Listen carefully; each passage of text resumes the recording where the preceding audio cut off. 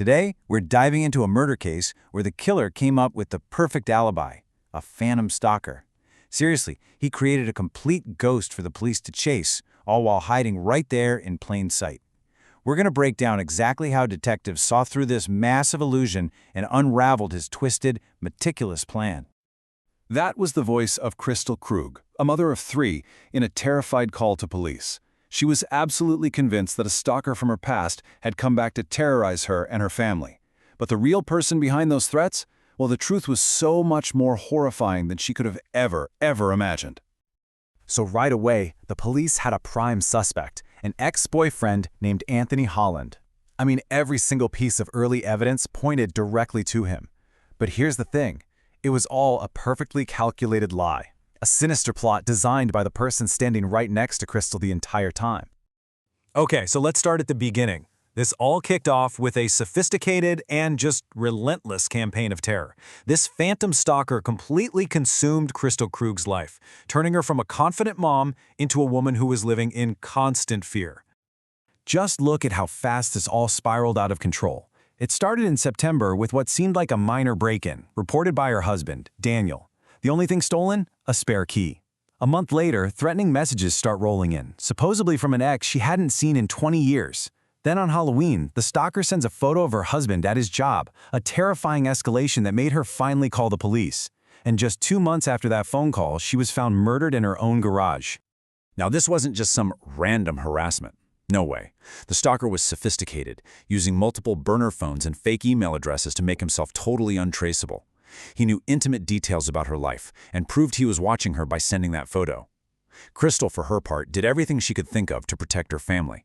She installed security cameras, she started carrying a handgun, and she even hired a private investigator to hunt down this man she believed was tormenting them.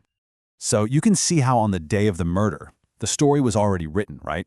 It was perfect. The stalker had finally struck, and her husband, Daniel, he just stepped right into the role he had written for himself. The devastated, grieving victim. Listen to this. This is Daniel's call to police, and his choice of words here is so critical. He doesn't just say his wife is missing. He immediately plants the idea we've had threats against us. So from the very first moment, he is directing the entire investigation towards the phantom he created, cementing his alibi before her body has even been discovered. When the police showed up, Daniel put on an absolute masterclass in deception. He's crying out, "I didn't protect her," just playing the part of the broken husband to perfection. The scene was just tragic, and it's made even more so by this image. Crystal's own mother comforting the man she believes is a fellow victim, totally unaware that she's embracing her daughter's killer. So on the surface, this case looked tragically straightforward. A stalker's obsession had turned deadly. But for the detectives on the scene, a few little details just didn't add up, and this deep sense of unease started to creep in. And this was the big question that started to unravel the whole case. I mean, on paper, they had their guy, Anthony Holland. The motives seemed clear, the threats were all documented. But the investigators, their gut just told them something about this perfectly constructed story was deeply wrong. And then, the first red flags started popping up. For instance, the security cameras? Yeah, they'd all been turned off for a very precise 2-hour window right around the time of the murder. The lead detective also noticed Daniel's performance seemed kind of hollow. You know, he was making crying noises, but there were no actual tears. But maybe the biggest warning came from Crystal's own family, who all said the whole stalker story just never felt right. Her mother even asked the detectives directly, "Is he the one that's been doing this?" With suspicion now quietly shifting to Daniel, the investigation split into two. Publicly, they kept up the nationwide hunt for the phantom, Anthony Holland. But behind the scenes, they started digging into the life of the man who was standing right there in plain sight the entire time. And this was the breakthrough. Digging into Daniel's past, investigators found a previous stalking complaint filed by an ex-girlfriend, and the details were just chillingly familiar. The methods were identical, creating fake online personas, sending threats, manipulating the victim. This wasn't a coincidence. It was a predatory pattern. Daniel had done all of this before. The digital evidence really painted a black and white picture. On one side, you've got the scapegoat, Anthony Holland. He had an ironclad alibi. He was in Utah, and he was completely baffled when the police showed up. But on the other side, the digital trail led right to Daniel. The stalker's emails, They were sent from his office's IP address, which is basically a digital fingerprint. The burner phones were bought with his gift card, and their location data always matched his phone's movements. And the final, most damning piece of all, his own Google search, how to knock someone unconscious. So even when he's confronted with this mountain of digital evidence, Daniel's final defense is just pure emotional manipulation. He tries to use his own children as a shield, arguing that he couldn't possibly be guilty because of the pain it would cause them.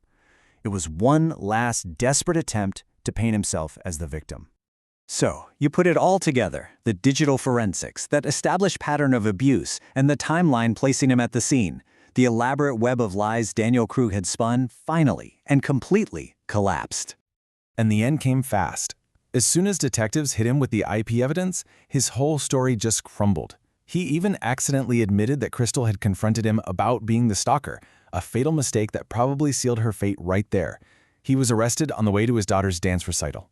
At trial, prosecutors argued his motive wasn't some crime of passion, but a cold-blooded rage because he was losing control of his wife. The jury, they agreed. Daniel Krug was sentenced to life in prison without the possibility of parole. Justice was finally served, but only after a horrifying campaign of terror and a calculated deception that fooled everyone in his life. The case leaves us with a really chilling question. The Daniel Krug case is a chilling reminder that sometimes the most convincing victim can actually be the most dangerous villain. He didn't just commit a murder. He wrote an entire story of his own grief and innocence, and he cast everyone else as supporting characters. It just forces you to wonder, how often is the real danger hiding in plain sight, concealed behind a perfect mask of victimhood?